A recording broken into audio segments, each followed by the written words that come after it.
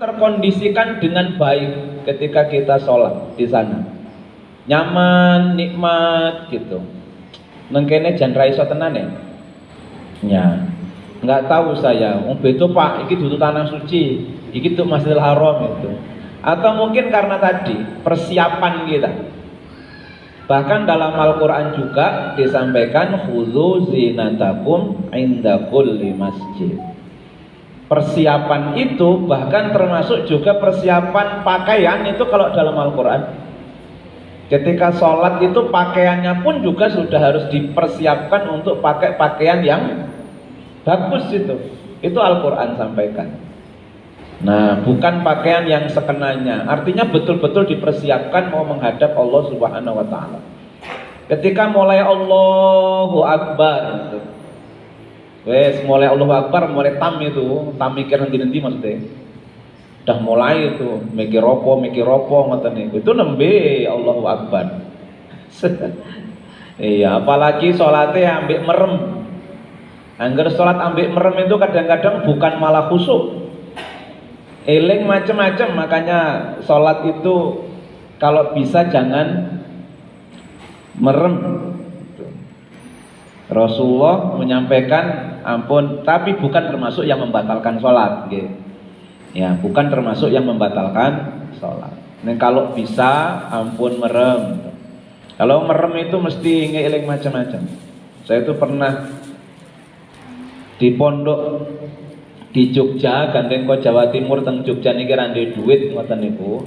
Dadi kula rumiyin niku anggar nang Jogja piye amri iso madang. Nah, golek pondok mbek kuliah, pondok sing gratisan, mangan gratis. Nggih wonten teng Jogja niku wonten. Nah, ning kula kuwate mung seminggu. Soalnya anggar rukuk kare sujud niku suwene ra jamak niku lho. Wes bolak-balik ngaten niki, bolak-balik ngaten niku orang rampung-rampung niku. Le rukuk niku. Nah, saya berdua kami nggak kuat, yang satu kuat. Nah, sekarang kiainya itu. Kiainya teman saya bareng dulu di Balong sana, Hidayatullah itu. Tapi saya tanya, sholatnya cek suwe ora pisan. Dulu lama. Karena apa? Kalau sujud rukuk niku saya itu ingat macam-macam itu. Jadi nangis bukan karena nangis dekat dengan Allah, nangis ngeratapi nasib. Karena sujud rukuk niku ingatnya macam-macam. Nah, problem berikutnya buat kita, kenapa kita sering nggak bisa konsentrasi, orang paham hadirin itu. Itu kalau kita nggak paham bacaan, itu rentan untuk nggak konsentrasi. Maka ya kita harus paham dengan bacaan-bacaan sholat kita itu. Jadi saya itu seringkali pesen, di rumah saya itu pondok tahfidz Quran. Tapi saya selalu sampaikan ke santri itu, kalau sampai ngimami dudu jamaah cah pondok kabeh sing do hafal Quran, ojo diwaca ayat-ayat potongan nang tengah-tengah. Iku dipastikan jamaah ra ono sing iso ngerti maknane. Saya bilang wis nganggo surat-surat pendek wae. Iya, biar jamaah niku mungkin paham Al-Kafirun, mestine paham Al-Ikhlas, paham maknane. Aja mbok potong nang tengah-tengah sing kowe apal, kok jamae orang ngerti maknane. Akhirnya jamaah niku mung seneng krana lagune penak. Biasa niku maka do rame-rame sakniki niku angger masjid golek imam sing suarane penak itu. Engko lak ketemu imame suara ra penak dirasani jamaah. Akhirnya niku imam ora penak itu. Lah iki jenengan niki pengen penak apa pengen ngerti sing diwaca gitu. Nah, maka PR kita itu memang untuk menjaga kemabruran itu ya diantaranya mang sinau niku. Minimal apa? Sinau yang biasa kita pakai tiap hari. Ya, kalau sudah usia 60 saya pikir wis paham semua itu maknanya. Lek urung mumpung durung lalen lho. Iya, lalen wis mumet niku. Saya punya mertua usianya sudah 74 sekarang. Niku sok lali. Iki aku mau wis durung ya Le. Ngono kuwi. Lah nika jam pinten? Oh iya, berarti aku wis mau. Waduh. Wah niku ning lak cerita zaman nome, apal banget. Nah, saya tanya kok iso ya yang baru dilakukan lupa, neng sing biyen-biyen eling. Oh ternyata kata dokter itu diantara ciri tanda mulai kepikunan. Pikun niku sing bar dilakoni lali, neng sing biyen-biyen eling. Nah, diantaranya untuk menghambat niku moco. Nah, membaca itu bisa menghambat. Tapi menghilangkan tidak mungkin karena kita juga semua akan pasti nanti akan mengalami itu. Angger wis usia segitu ya wis sering lali kata niku. Itu sudah nasnya sudah begitu. Cuman menghambatnya dengan membaca. Tapi tempat saya sudah almarhum beliau. Jadi tahun sebelum pandemi itu ada yang usia tempat saya itu 98. Itu masih sehat walaupun tubuhnya sudah tidak bisa dihapusi. Angger tahiyat akhir kudune miring rene nggih miringi rene gitu walaupun minggiri ngoten niku. Karena itu Mbah Sumo Wardoyo namanya. Mbah Sumo. Sini ada Pak Wardoyo.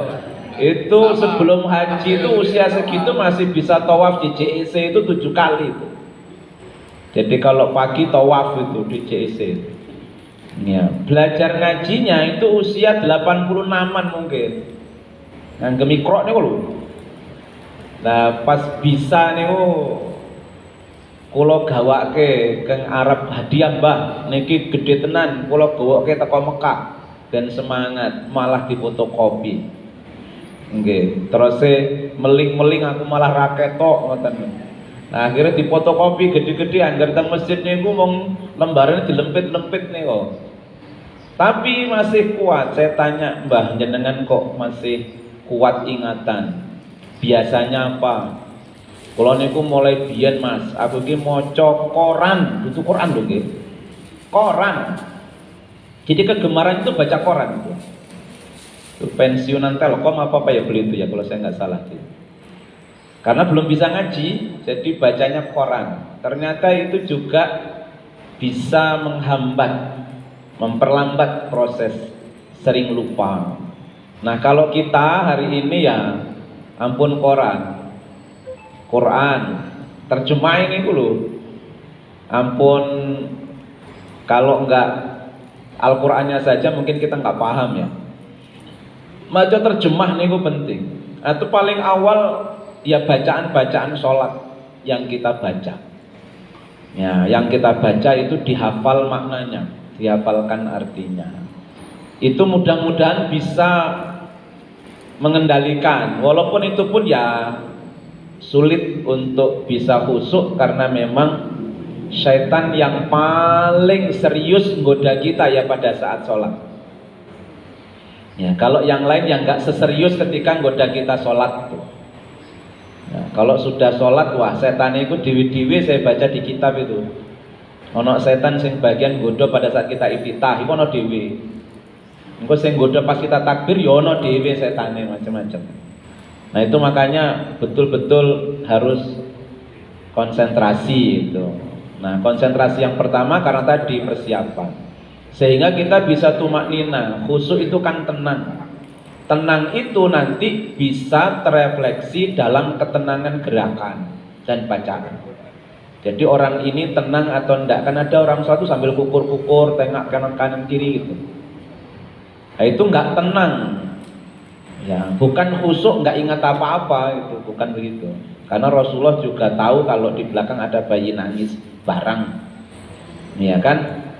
Cuman Rasulullah ya tentu konsentrasi. Nah, konsentrasi itu tercermin dalam gerakan kita yang tumak ninah, yang tenang, itu yang disebut dengan khusyuk. Habis sholat, panjenengan rumiyin kan nggak langsung tindak mundur, tapi wirid, toh. Wirid itu juga bagian dari melatih nyari frekuensi. Kan wong sholat niku terus buyahamkan niku kados goleki gelombang radio. Zaman rumiyin panjenengan kan gelombang radio ngonten niku kresek-kresek no. Goleki sampai ketemu jernih. Nah, orang khusyuk niku ngoten niku terus jadi sampai nyantol teng gelombangi. Ketemu kare Gusti Allah niku nyantol. Nah, latihannya di samping pada saat sholat juga ketika kita berzikir. Zikir niku latihan goleki gelombang. Makanya orang kalau habis sholat jangan langsung pergi gitu. Rasul sering mengingatkan soalnya. Ada sahabat, nah yang terkenal hadisnya apa? Sahabat yang sangat miskin itu ya, Tha'labah niku yang pernah ditegur oleh Rasulullah karena bar sholat mesti langsung minyak balik. Bar sholat ora lungguh langsung balik. Terus kanjeng Nabi, "Bu, sampean lungguh sik." Itu ya. Itu Tha'labah. Terus ada sahabat Nabi yang lain yang miskin juga. Kalau Tha'labah karena pengen segera gantian sarungnya karo bojone teng dalem. Karena bojone ya pengin ndang salat, dadi dinggo sik karo Tha'labah baru langsung balik bojone salat. Makanya minta doakan ya Allah, ya Rasulullah aku ditungake dadi wong sugih. Nah, akhirnya dine wedhus malah jarang nang masjid. Niku Tha'labah. Ada lagi sahabat Nabi itu. Karena apa? Kenapa ketika ba'da salat langsung pergi itu? Rasul ingatkan, tapi akhirnya Rasul juga pahami kondisinya. Ya karena beliau tidak ingin kalau nanti pulang sholat anaknya wis tangi, karena anaknya itu kalau tidur mesti dalam kondisi lapar. Sementara rumahnya itu sebelah rumahnya itu ada pohon kurma milik tetangga. Kalau malam ketiup angin, kurmanya jatuh di halaman. Nah, kalau anaknya tangi ngerti kurma teng mriku niku mesti dipangan kuwi karo anake kuwi. Nah, makanya beliau agar salat subuh langsung balik nyapu, nglumpukke buah kurma, dikekke sing duwe supaya anake ra mangan buah kurma itu. Akhirnya kurmane dituku karo Rasulullah. Ya, dituku, dikekke sahabat wau niku. Nah, bahkan malam hari sudah pindah sak oyot-oyote. Pindah teng ngarepe wong niku.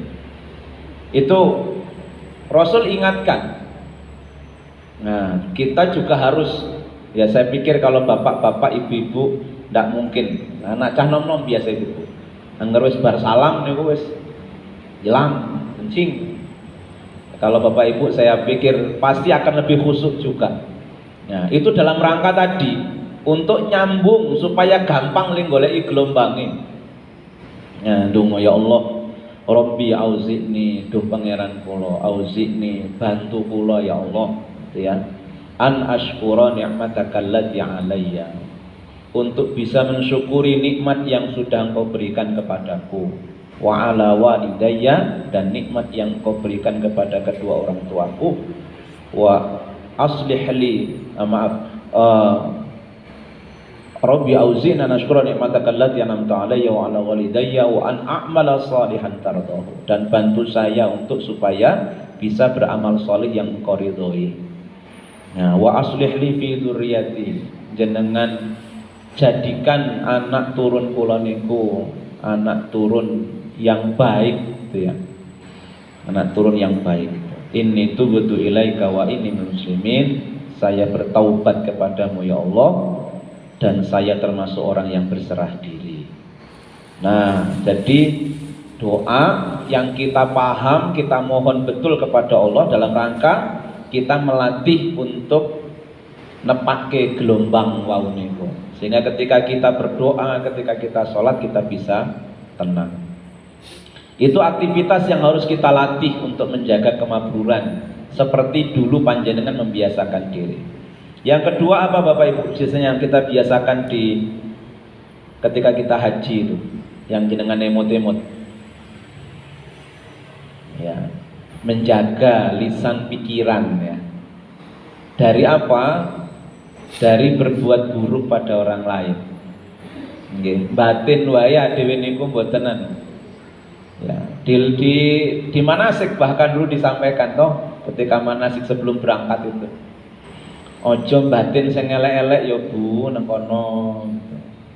Ya, tapi sok karo didandani barang. Engko ndak jenengan lek batin jenengan engko padha karo ngono kuwi lho Bu. Engko entuk ngene lho Bu. Dadi sing ate mangkat wis keweden dhisik. Ya, tapi minimal pada saat di sana kita terjaga betul. Walaupun ngomah niku sering tukaran karo bojone nggih teng mriku niku dimpet. Minimal dimpet. Walaupun akhirnya juga muntap juga gitu ya. Ya, bahkan banyak juga konflik suami istri malah di sana. Nah, tapi minimal itu yang kita lakukan, tidak rofas, tidak fusuk gitu. Sampai 40 hari. Bahkan ketika kita melakukan keburukan, lagi mikir saja langsung istighfar. Astagfirullahaladzim, astagfirullahaladzim. Ketika kita mikir dikit itu padahal mikir. Nah, itu kebiasaan-kebiasaan yang baik yang harusnya dilaksanakan sampai sekarang. Pikiran positif ya. Orang lisan terjaga, pikiran terjaga, sehingga siapapun yang berada di samping kita, mereka akan aman. Nah, jadi Islam itu sampai di situnya nanti itu. Jadi sebaik-baik orang Islam itu kan yang saudaranya itu selamat dari lisan dan tangannya. Nah, sudah berhenti kalau sudah haji niku ajeng jak ngrumpi niku nggih mulai hati-hati. Ngerti Rabu? Ora ngerti. Pengen ngerti ra? Ora. Oh, jadi saya ngejak ngerumpi wes leren. Nah, lama-lama ngejak ngerumpi Bu Hajah niku wes gemang, sungkan. Ono Bu Hajah lewat, ojo ngerumpi. Nah, itu berarti bagus panjenengan. Tapi malah Bu Hajah ini sing ngejak ngerumpi. Iki masalah iki. Iya, pikiran positif akhirnya sehat panjenengan, gitu ya. Sehat jiwanya minimal. Kalau fisik itu biasanya memang lebih banyak tidak sehat kita karena makan, walaupun juga ada karena pikiran. Karena makan kebanyakan. Makanan kita ini memang sudah nggak terkontrol. Nah, jadi kita itu hanya bisa menahan diri dari makanan yang diharamkan oleh Allah. Itu kita bisa menahan diri. Tetapi kalau makanan-makanan yang thayyib kita nggak bisa menahan diri. Kayak saya usia sudah baru, kalau lihat penyakit baru itu. Baru 49 wis macem-macem. Trigliserid dhuwur, kolesterol dhuwur. Nah, saya nggak pernah makan daging babi, insya Allah mudah-mudahan. Nggak pernah juga makan daging waung. Tapi lak jenenge jeroan, kuwi wis angel ninggalke. Angger soto kok ora ana jeroan, kuwi koyoke piye rasane ngoten niku. Soto jeroan Pak, nggih. Lah, lek sing haram insyaallah iso ninggalke. Ning sing thayyib, sing mboten thayyib, nah niku kita itu sekarang. Iya, ngeten iki kudune wis mulai dikurangi. Sing niki ning lak ora ana niki koyoke ra enak ngoten lho. Ora kemimpiar ngoten niku. Wah, jan kudune dikurangi ngoten niku. Iya, kita tapi minimal pikiran kita, hati kita harus sehat. Ya, pikiran kita, hati kita harus sehat. Ya, fisik kita mungkin karena sesuatu yang kita kurang hati-hati dulu, sekarang kurang sehat, ya enggak apa-apa, tapi hati, pikiran kedah sehat. Caranya bagaimana? Ya tadi, tidak boleh ada pikiran yang negatif. Sebagaimana dulu waktu kita ke sana, saya tuh pernah ngerasain itu. Neng aku mah ditampol karo office boy niku. Jadi rupanya office boy niki nggih paham bahasa Indonesia. Kalau niku dapatnya di misfalah. Di misfalah. Misfalah itu kan tempat orang-orang dari Afrika kan biasanya. Kalau Indonesia jarang, biasanya ditempatkan di misfalah. Ya. Saya dulu di misfalah dapatnya, ini kumpul kalih orang-orang dari Afrika. Sama, nggih? Sama.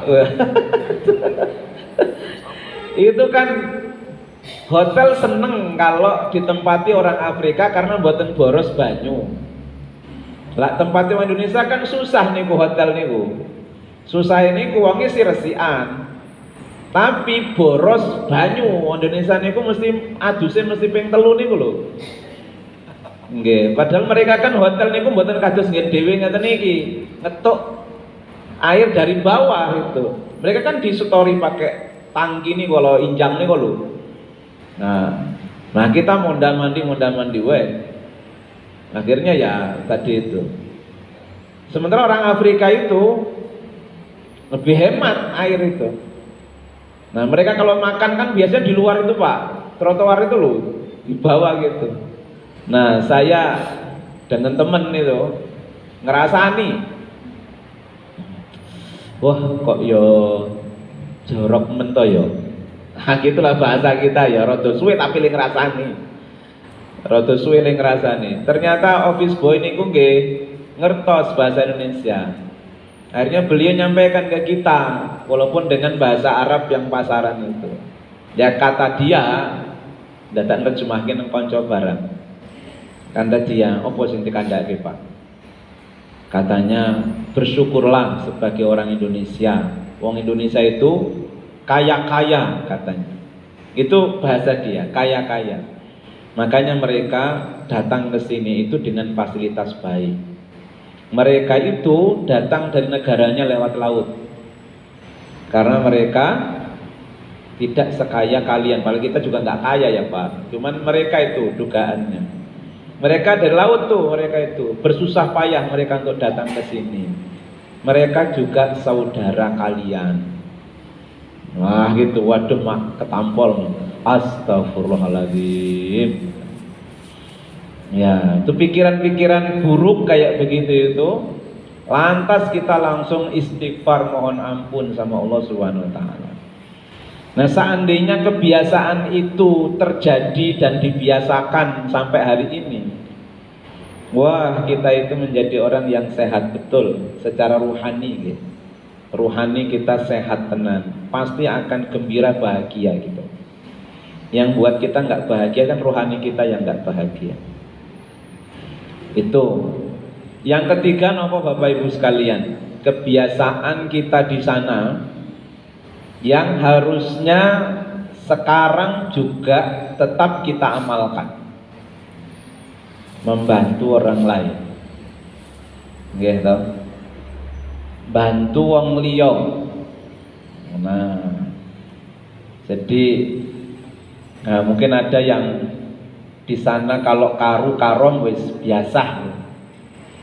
Yang anggota pun juga sama di sana itu, saling bantu membantu. Tapi kadang-kadang tradisi saling membantu itu jadi hilang, bahkan belum sampai ke Indonesia. Baru sampai nang Jeddah ate balik wis lali.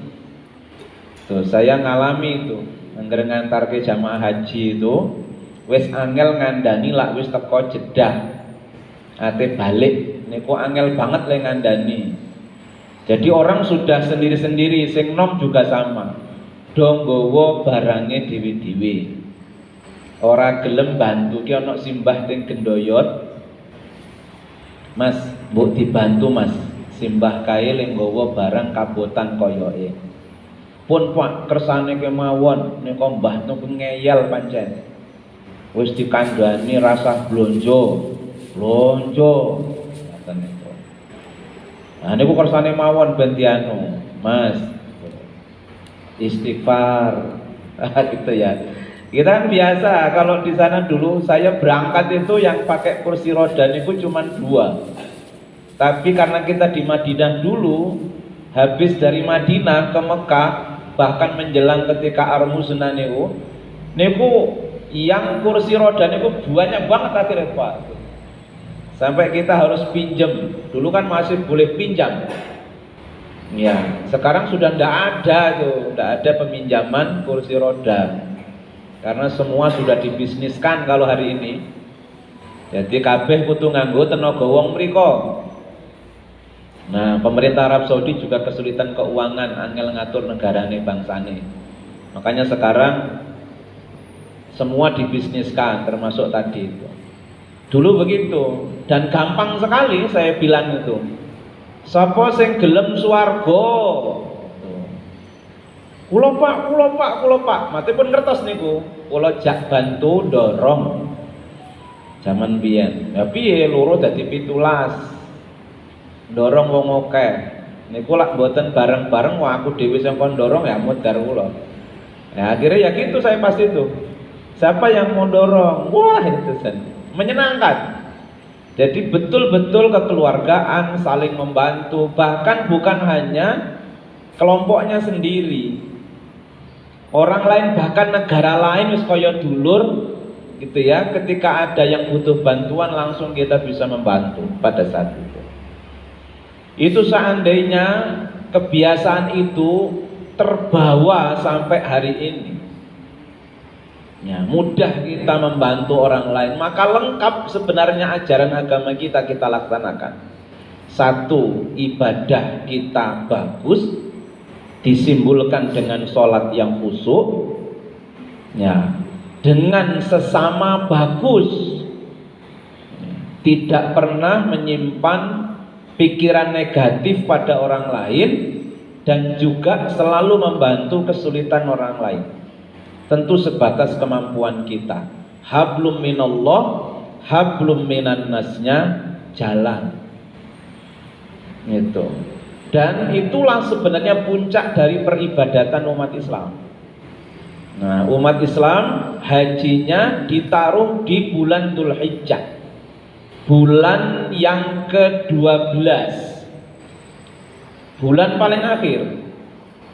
Dan perayaan hari besar umat Islam yang 5 dalam 12 bulan itu, haji juga ditaruh yang terakhir karena di bulan terakhir dia. Karena memang haji itu puncak peribadatan seseorang. Maka kalau hablum minallah dan hablum minan nasnya bagus, ya tidak ada balasan bagi orang itu kecuali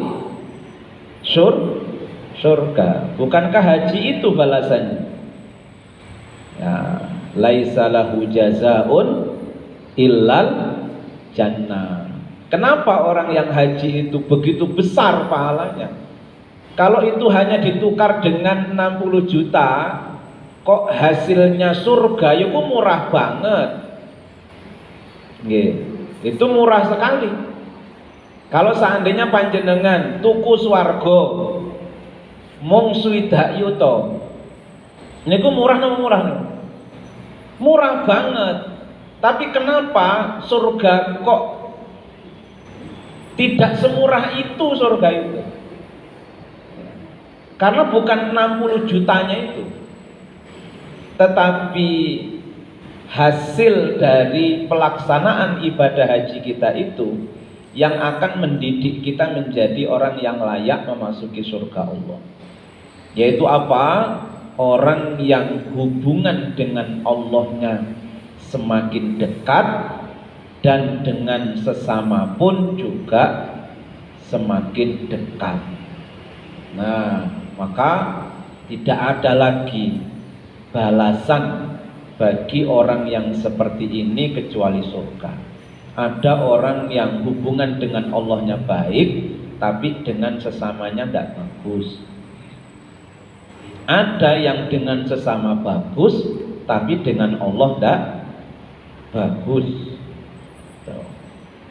Nah, seandainya orang itu tidak harus dua-duanya, tapi boleh cuman salah satunya, mungkin Alfa Thomas Edison itu berhak masuk surga paling tinggi, karena beliau yang menemukan lampu nih, ya toh, iso nerangi Masjidil Haram, ya, Masjid Nabawi, nerangi kita semua. Tapi sayangnya beliau kontribusinya hanya untuk manusia. Nah, hubungan dengan Allah, beliau bukan termasuk orang yang muslim, berserah diri pada Allah. Nah, ada juga orang yang berserah dirinya pada Allah, ibadah mahdohnya bagus, tetapi dengan sesamanya kurang bagus. Nah, orang yang haji itu oleh Allah diajarkan tentang nilai menjalin hubungan baik dengan Allah dan dengan sesama. Nah, itu sudah nggak ada lagi, sudah itu yang disebut dengan khairun nas anfa'uhum linnas, sebaik-baik manusia, ya, yang banyak memberikan manfaat kepada manusia yang lain, dan dia sebaik-baik hamba karena pengabdiannya kepada Allah juga total. Nah, Bapak Ibu sekalian rahimakumullah, Allah masih berikan kesempatan kepada kita. Allah masih berikan kita panjang umur, sampai hari ini kita masih diberikan sehat oleh Allah. Mudah-mudahan semakin lama kita menjadi manusia yang semakin baik, dan pada saatnya nanti Allah panggil kita, mudah-mudahan ketika Allah panggil itu saat terbaik kita. Nah, sehingga betul-betul kita ini meninggal dalam kondisi husnul khotimah, dengan tetap menjaga kemabruran haji kita. Jadi mudah-mudahan ada manfaatnya, khususnya buat saya, ya, buat kita bersama-sama. Karena soal menghadap Allah tidak lihat usia, ya. Bisa yang muda dulu, bisa yang sepuh dulu. Yang penting kita siap-siap, ya. Kapan saja Allah panggil kita, mudah-mudahan pada saat terbaik kita. Nasrun minallah wa fathun qarib. Assalamualaikum warahmatullahi wabarakatuh. Waalaikumsalam. Bapak Ibu ada yang bertanya tidak ya? Semoga tidak ada yang bertanya. Oh ada. Monggo Pak Haji Toto, silakan. Siapa lagi? Dua. Pak Haji Haris. Satu. Oke, monggo. Ibu-ibu ada. Bu Haja Suwartina biasanya. Ibu satu.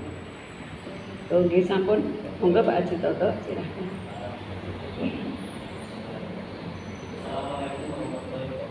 Waalaikumsalam warahmatullahi wabarakatuh.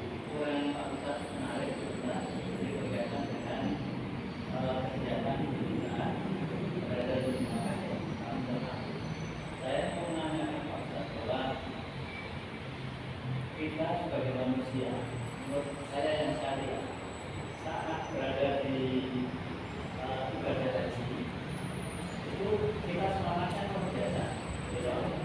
Terus kemudian pulang ke Indonesia, masih beberapa saat masih semangat. Tapi pada saat sudah berganti tahun dan sebagainya, itu meluntur ya, meluntur. Untuk bisa. Dan kemudian untuk yang Ramadan itu semangat itu beribadah juga sangat bisa. Kalau begitu Ramadan itu selesai, itu sepertinya kayak kembali Lempem. semangat biasa-biasa.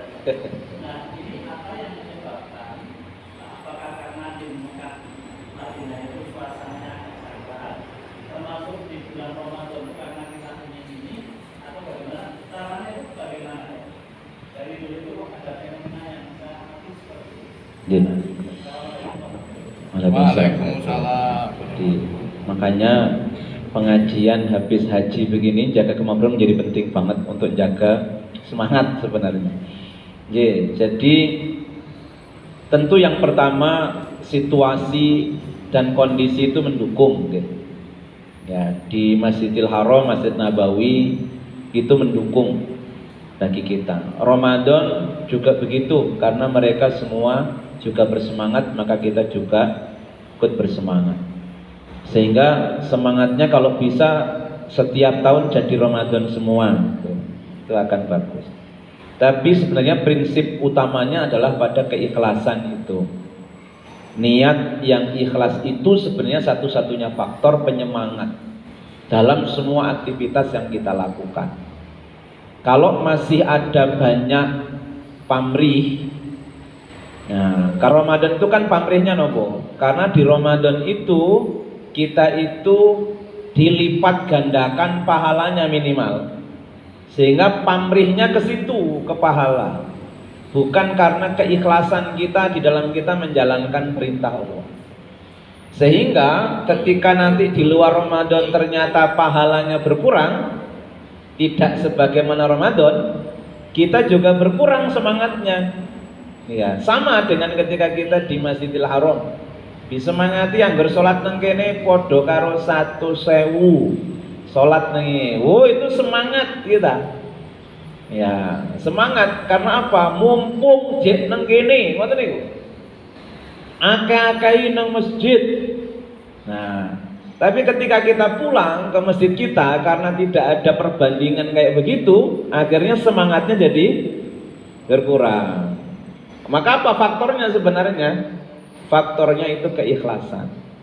Kalau orang ikhlas, ya, maka bonus-bonus pahala itu tidak akan pernah mengurangi semangat kita di luar bonus-bonus yang ada.